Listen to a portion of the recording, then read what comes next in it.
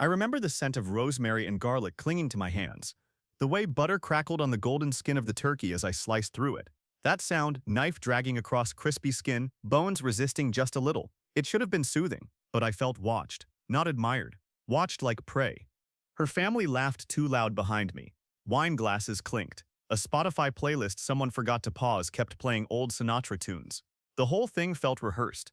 I wasn't supposed to be carving the turkey. That was her dad's thing. Every year, ever since we got married, he'd put on that ridiculous apron that said the Gobble Father and do it himself, center stage. Big performance. Theatrics. But this year, I'd been handed the knife like it was a peace offering. Or a setup. Her father, Randall, hovered a little too close behind me. I caught his cologne first. Some kind of cedar and arrogance. Then the voice. Hey, listen, you got a second? I paused mid-slice, wiped my hands on a dish towel. Sure. He motioned with a tilt of his head, and we stepped into the pantry, not the hallway, not the porch, the pantry, where the door closed too softly behind us, like a secret being sealed. I'll make this quick, he said. You're not part of this family. Not really. I blinked. He kept going, calm, cold. You were fine as a placeholder, a first husband, but now that Fiona's going places, grad school, better circles, she needs someone who fits the brand. I stared at him, trying to process if this was a joke. She's not happy. We both know it. You're adequate, a mechanic with steady hands and a decent credit score, but adequate isn't enough. He tapped his chest. She deserves ambition, presence, a future. Then the final blow. So here's what's going to happen. You're going to let this marriage dissolve quietly. No drama, no court fights. She'll offer you a settlement. Fair enough. You'll take it. You'll disappear. And this can stay civil. I said nothing. Not because I agreed, but because I knew if I spoke then, I'd regret it forever. I opened the pantry door, walked back into the dining room, and kept carving. Fiona smiled at me like nothing had happened, kissed me on the cheek. She tasted like cranberry and betrayal. The next day, she moved out. 2 days later, I got served with divorce papers. But that wasn't the part that broke me. No. That came a week later. When a post went up on her private Instagram, the one I wasn't supposed to have access to anymore. Caption: sometimes letting go is the most powerful thing you can do. Photo: her, smiling with a man in a tailored navy suit. Randall was tagged in the background. And me, I was tagged too. As the photographer. Twist: none one. I hadn't taken that photo. Which meant someone was impersonating me digitally, with intent. That was the moment I realized I wasn't just being divorced. I was being erased. I wasn't the first, but I would be the last. After I saw the post, I just sat there, still in my work uniform, still covered in oil from an '09 Subaru I'd been fixing that afternoon, staring at the screen until it went dark in my hand. I didn't comment. I didn't like. I didn't even screenshot it. But I remembered the caption, every word. Sometimes letting go is the most powerful thing you can do. Letting go. She hadn't let go. She'd locked the door behind her, torched the key, and staged a photo shoot in front of the flames. The guy in the suit, the one with his hand a little too familiar on her lower back, wasn't new. I remembered him. He was at Fiona's work party 6 months earlier, kept laughing too hard at her jokes, called me brother even though we'd just met. That man had a name, Grant Mercer, ran a boutique investment firm, Ivy League smile, $1,000 shoes. He even smelled expensive like wet stone and leather interiors. But I wasn't jealous. Not anymore. I was insulted. Because they didn't even try to hide it. That same week, I got an email from her lawyer, not mine, hers, asking if I'd be open to resolving matters without dragging it through the courts. There was an attached settlement offer. $7,500. Flat. One time, final. No mention of shared property. No mention of the $18,000 I'd paid toward her student loans. No mention of the car in her name that I'd bought and maintained. Nothing. Just a check and a pat on the head. I didn't reply. Not yet. Instead, I drove to an old friend's office. Paul Cho, small-time attorney, big-time grudge holder. We went to trade school together before he pivoted to law after a back injury. The man never forgot a slight, which made him the exact kind of person I needed. He reviewed the documents, silent as a surgeon. When he finally looked up, he said one word, predatory. That was enough.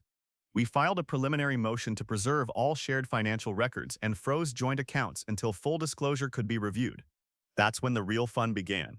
Because once discovery hit, once her attorney had to reveal her financial movements, a few things became visible. like a $12,000 transfer labeled home office renovation that had gone to her father's construction business, or the lease agreement for a condo downtown, signed 3 weeks before she left me.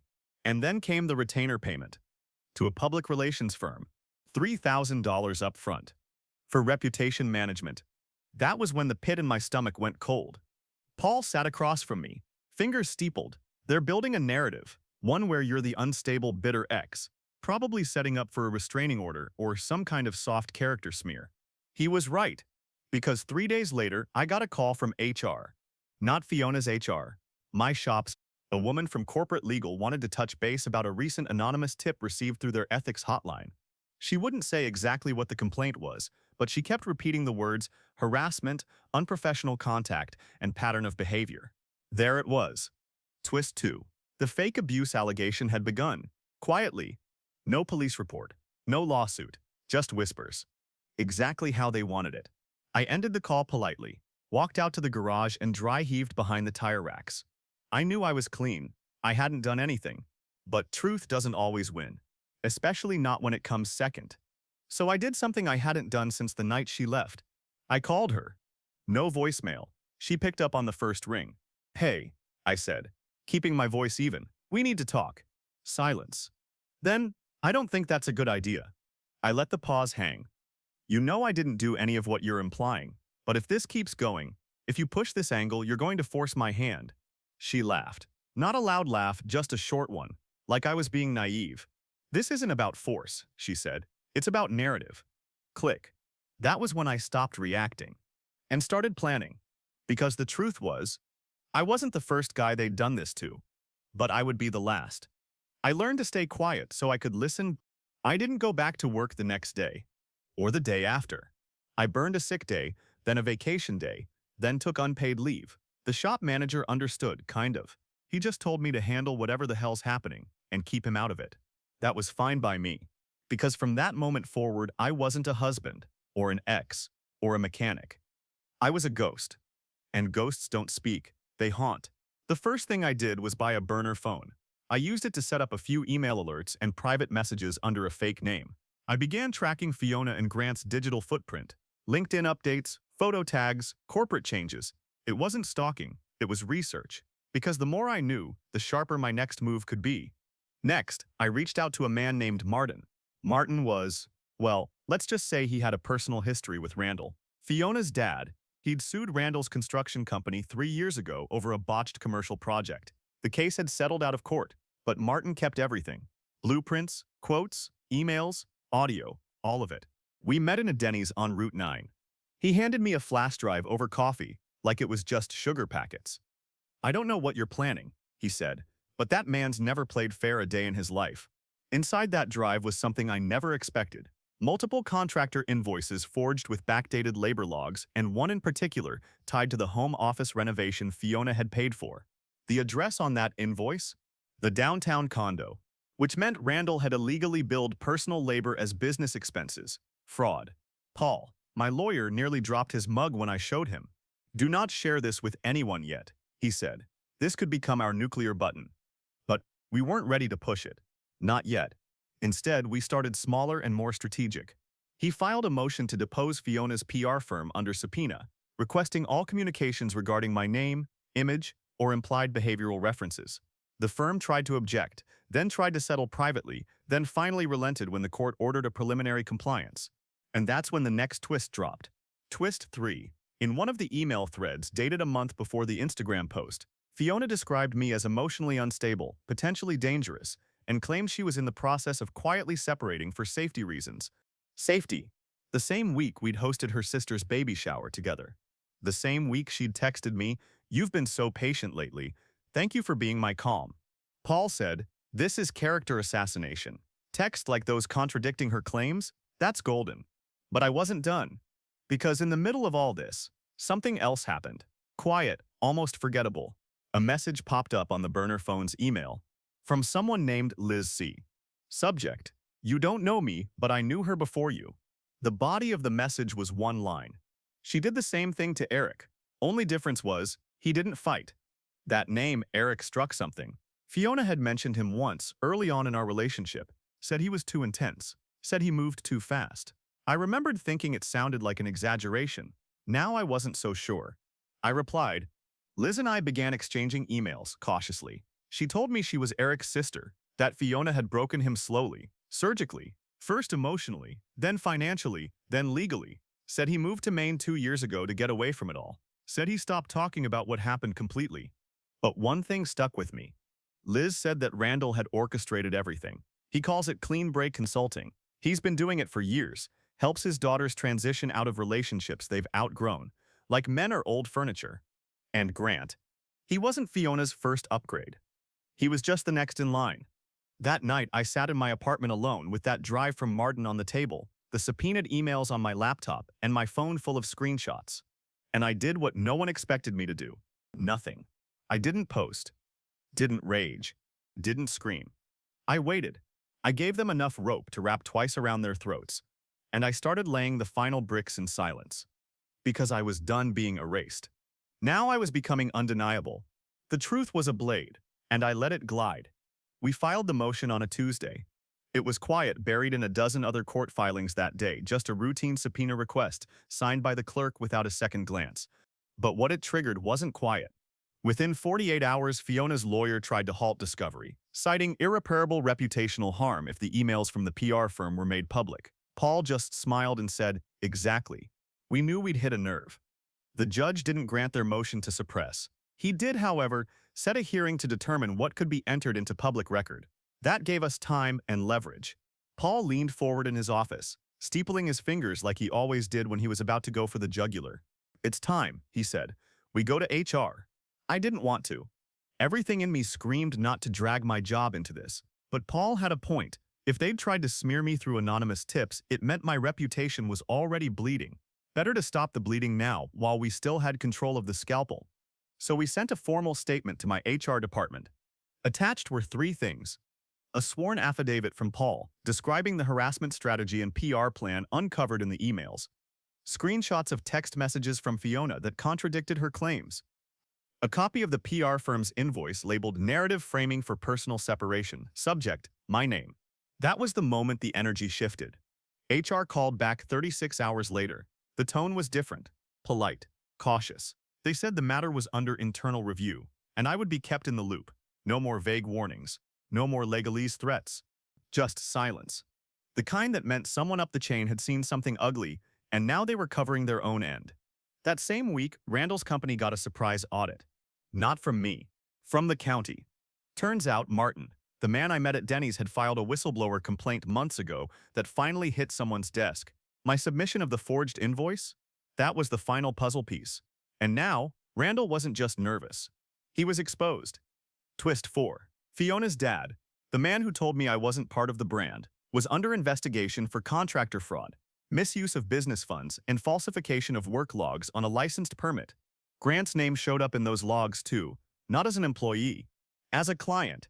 He'd hired Randall's team to renovate the very condo Fiona was living in while she was still married to me.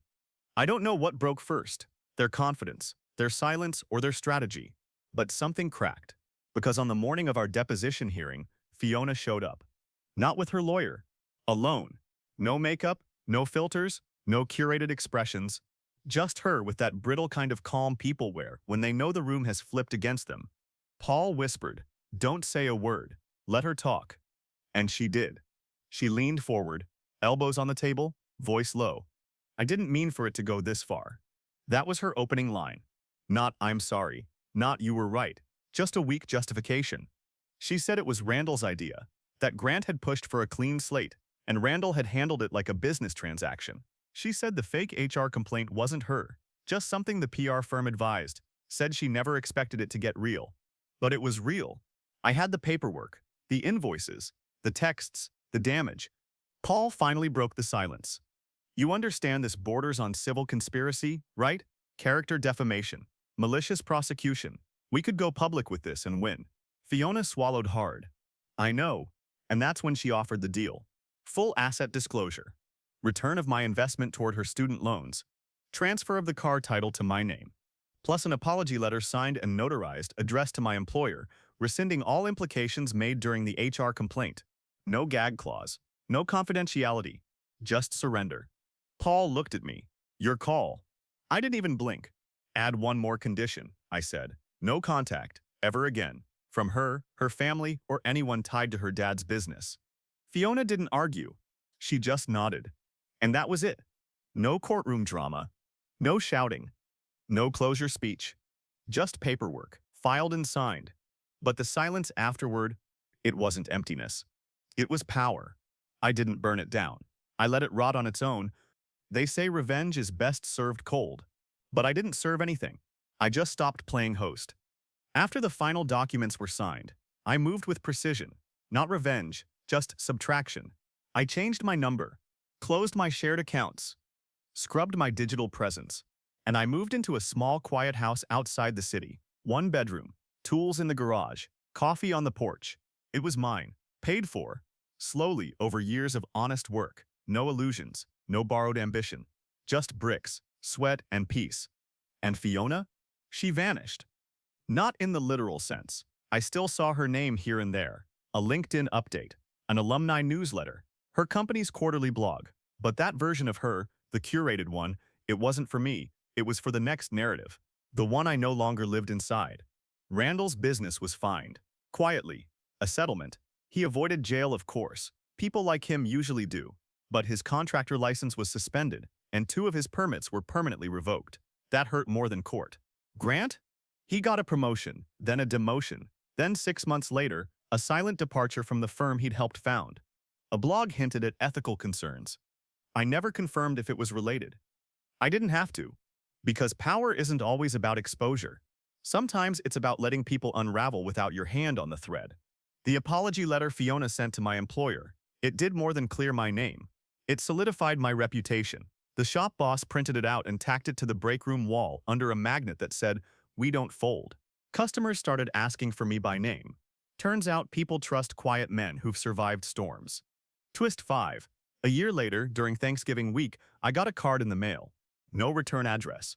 Inside, a photo of me carving the turkey. The original photo from that Thanksgiving day, the one they never posted publicly.